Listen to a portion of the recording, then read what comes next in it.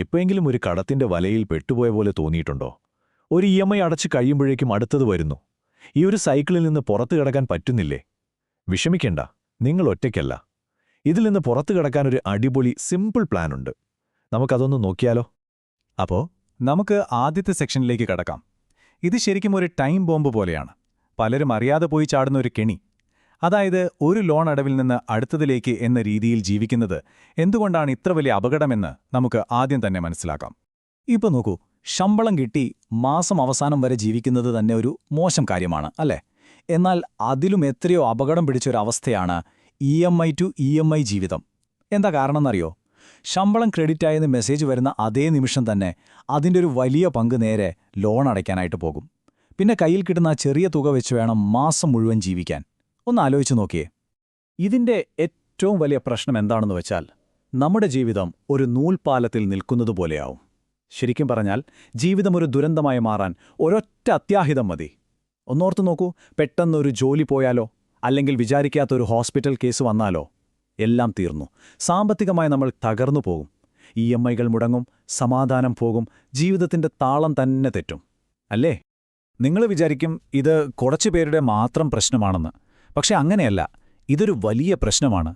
National statistical ഡിപ്പാർട്ട്മെന്റിന്റെ കണക്ക് കേട്ടാൽ നമ്മൾ ഞെട്ടിപ്പോവും. ഇന്ത്യയിൽ ഏറ്റവും കൂടുതൽ കടം ആസ്തി അനുപാതം, അതായത് ഡെറ്റ് ടു അസറ്റ് റേഷ്യോ ഉള്ള സംസ്ഥാനം ഏതാണെന്നറിയോ? നമ്മുടെ കേരളമാണ്. അതിനർത്ഥം ഇന്ത്യയിൽ ഏറ്റവും കൂടുതൽ കടം വാങ്ങി ജീവിക്കുന്നത് നമ്മൾ മലയാളികളാണ്, നമ്പർ 1. അപ്പോൾ ശരി, അടുത്ത സെക്ഷനിലേക്ക് പോകാം. ഈ ലോണുകളുടെ യഥാർത്ഥ വിലയെന്താണ്? ഈ സിസ്റ്റം എങ്ങനെയാണ് നമുക്കെതിരായി പ്രവർത്തിക്കുന്നത്? ഇതൊന്ന് മനസ്സിലാക്കി കഴിഞ്ഞാൽ ആളുകൾ എന്തുകൊണ്ടാണ് ഈ കടക്കെണിയിൽ നിന്ന് പുറത്തു കടക്കാൻ ഇത്രയധികം പാടുപെടുന്നത് എന്ന് നമുക്ക് ശരിക്കും മനസ്സിലാകും. ഈ ലോണുകൾ നമ്മളെ എങ്ങനെയാണ് കൊടുക്കുന്നത് എന്ന് മനസ്സിലാക്കാൻ ഒരു ചെറിയ ചോദ്യം ചോദിക്കാം. നിങ്ങളൊരു 50 ലക്ഷം രൂപയുടെ ലോൺ എടുക്കുന്നെന്ന് വയ്ക്കുക, ഒരു 30 വർഷത്തേക്ക് 9% പലിശയ്ക്ക്. എങ്കിൽ നിങ്ങൾ ഈ 30 വർഷം കൊണ്ട് പലിശയായി മാത്രം എത്ര രൂപ അടയ്ക്കേണ്ടി വരും? ഒന്ന് ഗസ് ചെയ്യാമോ? ഉത്തരം കേട്ടാൽ നിങ്ങൾ ഞെട്ടും. 50 ലക്ഷം രൂപ ലോൺ എടുത്താൽ നിങ്ങൾ പലിശയായി മാത്രം തിരിച്ചടക്കുന്നത് 94 ലക്ഷം രൂപയാണ്. അതെ, നിങ്ങൾ കേട്ടത് ശരിയാണ്, 94 ലക്ഷം. അതായത് എടുത്ത തുകയുടെ ഏകദേശം ഇരട്ടിയോളം വരും. ഭയങ്കരമല്ലേ ഇത്?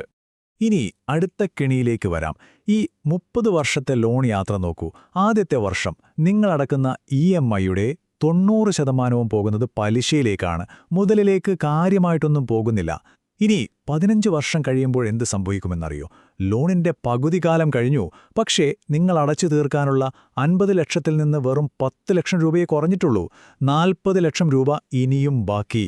ഇത് ശരിക്കും നമ്മൾ ട്രെഡ്മില്ലിൽ ഓടുന്നത് പോലെയാണ്. എത്ര ഓടിയിട്ടും ഒരിഞ്ച് മുന്നോട്ട് പോകുന്നില്ല. അപ്പോൾ ശരി, പ്രശ്നങ്ങളൊക്കെ നമ്മൾ കണ്ടു. ഇനി ഏറ്റവും പ്രധാനപ്പെട്ട ഭാഗത്തേക്ക് വരാം.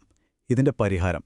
നിങ്ങളുടെ സാമ്പത്തിക നിയന്ത്രണം തിരിച്ചു പിടിക്കാനുള്ള ഒരു 4 സ്റ്റെപ്പ് പ്ലാൻ. ഇത് വളരെ പ്രാക്ടിക്കലാണ്, ആർക്കും ചെയ്യാവുന്നതേ ഉള്ളൂ. അപ്പോൾ ഇതാണ് ആ 4 സ്റ്റെപ്പുകൾ. ഒന്നാമത്തേത്, ഒരു വ്യക്തത നേടുക. 2, നിങ്ങളുടെ ലോണുകൾ ഒപ്റ്റിമൈസ് ചെയ്യുക. 3, അധികമായി കുറച്ച് ഫണ്ട് കണ്ടെത്തുക. 4, വളരെ തന്ത്രപരമായി തിരിച്ചടയ്ക്കുക. ഈ 4 സ്റ്റെപ്പുകളും ഒന്നിനൊന്ന് ബന്ധപ്പെട്ടതാണ്. അപ്പോൾ നമുക്ക് ഓരോന്നായിട്ട് നോക്കാം. അപ്പോൾ സ്റ്റെപ്പ് 1, വ്യക്തത നേടുക. അതായത് ആദ്യം തന്നെ നിങ്ങളുടെ എല്ലാ കടങ്ങളും അതിന്റെ പലിശ നിരക്കുകളും EMIകളും ഒരിടത്ത് ലിസ്റ്റ് ചെയ്യുക. ഇത് വളരെ പ്രധാനമാണ്. കാരണം ശത്രുവിനെ അറിയാതെ യുദ്ധം ചെയ്യാൻ പറ്റില്ലല്ലോ. എത്ര കടമുണ്ട്, എവിടെയൊക്കെയാണ്, ഓരോന്നിന്റെയും പലിശ എത്രയാണ് എന്നൊക്കെ ഒരു ക്ലിയർ പിക്ചർ നമുക്ക് വേണം. എന്നാലേ മുന്നോട്ട് പോകാൻ പറ്റൂ. ഇവിടെ നമ്മൾ ശ്രദ്ധിക്കേണ്ട ഒരു കാര്യമാണ് EMI വരുമാന അനുപാതം. അതായത് നിങ്ങളുടെ മാസവരുമാനത്തിന്റെ എത്ര ശതമാനം EMI അടയ്ക്കാൻ പോകുന്നു എന്നുള്ളത്. ഇതൊരു അപകട സൈറൺ പോലെയാണ്. ഒരു ഹെൽത്തി റേഷ്യോ എന്ന് പറയുന്നത് 30%-ൽ താഴെയാണ്. ഇതിനു മുകളിലാണെങ്കിൽ ശ്രദ്ധിക്കുക, നിങ്ങൾ ഡേഞ്ചർ സോണിലാണ്. ഉടനടി എന്തെങ്കിലും ചെയ്യേണ്ടതുണ്ട്. ഇനി സ്റ്റെപ്പ് 2, നിങ്ങളുടെ ലോണുകൾ ഒപ്റ്റിമൈസ് ചെയ്യുക. ഇവിടെ നമ്മൾ ശ്രദ്ധിക്കേണ്ട ഒരു കാര്യമുണ്ട്. ഫ്ലാറ്റ് പലിശ നിരക്കും കുറഞ്ഞുവരുന്ന പലിശ നിരക്കും തമ്മിലുള്ള വ്യത്യാസം.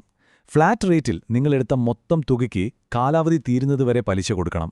പക്ഷേ റിഡ്യൂസിംഗ് റേറ്റിൽ നിങ്ങൾ അടച്ചു തീർക്കുന്ന മുതലിനനുസരിച്ച് പലിശ കുറഞ്ഞുവരും.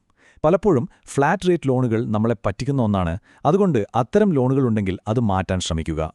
മൂന്നാമത്തെ സ്റ്റെപ്പാണ് അധികമായി ഫണ്ട് കണ്ടെത്തുക എന്നത്. കടം പെട്ടെന്ന് അടച്ചു തീർക്കാനുള്ള ഇന്ധനം എന്ന് പറയുന്നത് ഈ എക്സ്ട്രാ പൈസയാണ്. ഇതിനായിട്ട് നിങ്ങളുടെ ചിലവുകളൊക്കെ ഒന്ന് ശരിക്ക് പരിശോധിക്കുക, ഒരു ഫിനാൻഷ്യൽ ഓഡിറ്റ് നടത്തുന്നതുപോലെ. ആവശ്യമില്ലാത്ത ചിലവുകൾ, പുറത്തുനിന്നുള്ള ഭക്ഷണം, ഉപയോഗിക്കാത്ത സബ്സ്ക്രിപ്ഷനുകളൊക്കെ ഒഴിവാക്കുക. അല്ലെങ്കിൽ വരുമാനം കൂട്ടാൻ എന്തെങ്കിലും ചെറിയ വഴികൾ കണ്ടെത്തുക. ഒരു മാസം ഒരു 5000 രൂപയെങ്കിലും അധികമായി കണ്ടെത്താൻ കഴിഞ്ഞാൽ അത് വലിയ മാറ്റമുണ്ടാക്കും. അപ്പോ അധികമായി പണം കണ്ടെത്തി. ഇനി 4ാമത്തെ സ്റ്റെപ്പ്. ഇതെങ്ങനെ തന്ത്രപരമായി തിരിച്ചടയ്ക്കാം?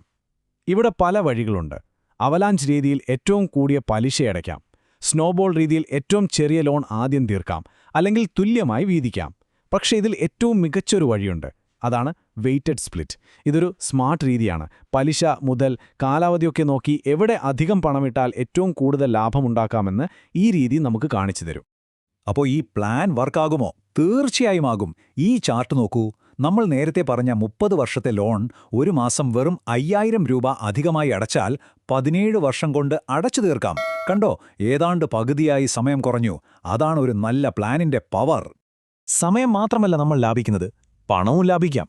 ഈയൊരു സ്ട്രാറ്റജിയിലൂടെ നമ്മൾ പലിശയിനത്തിൽ മാത്രം ലാഭിക്കുന്നത് എത്രയാണെന്നറിയോ? 27 ലക്ഷം രൂപ. ഒന്ന് ആലോചിച്ച് നോക്കൂ, 27 ലക്ഷം രൂപ. ആ പണം കയ്യിലുണ്ടായിരുന്നെങ്കിൽ നമുക്ക് എന്തൊക്കെ ചെയ്യാമായിരുന്നു? അപ്പോൾ നമുക്ക് അവസാന സെക്ഷനിലേക്ക് കടക്കാം. ഈ പറഞ്ഞ കണക്കുകൾക്കപ്പുറം ഇതിന്റെ യഥാർത്ഥ പാഠം എന്താണ്?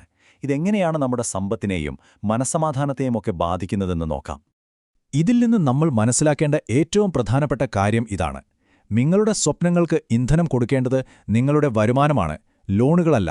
നമ്മുടെ ആഗ്രഹങ്ങളും ജീവിതശൈലിയും മെച്ചപ്പെടുത്തേണ്ടത് വരുമാനം കൂട്ടിക്കൊണ്ടാണ്, അല്ലാതെ നമ്മുടെ ഭാവിയെ പണയം വെച്ചുകൊണ്ടല്ല. അപ്പോൾ അവസാനിപ്പിക്കുന്നതിന് മുൻപ് ഞാൻ നിങ്ങളോടൊരു ചോദ്യം ചോദിക്കാം. നിങ്ങളുടെ ഇപ്പോഴത്തെ ജീവിതശൈലി അത് നിങ്ങളുടെ ശമ്പളം കൊണ്ടാണോ മുന്നോട്ട് പോകുന്നത്, അതോ നിങ്ങളുടെ ഭാവിയെ പണയം വെച്ചുകൊണ്ടാണോ? ഇതിനെക്കുറിച്ചൊന്ന് ആഴത്തിൽ ചിന്തിക്കുക. നിങ്ങളുടെ സാമ്പത്തിക തീരുമാനങ്ങളെക്കുറിച്ച് ഒന്നുകൂടി ചിന്തിക്കാൻ ഈ ചോദ്യം നിങ്ങളെ സഹായിക്കുമെന്ന് വിശ്വസിക്കുന്നു.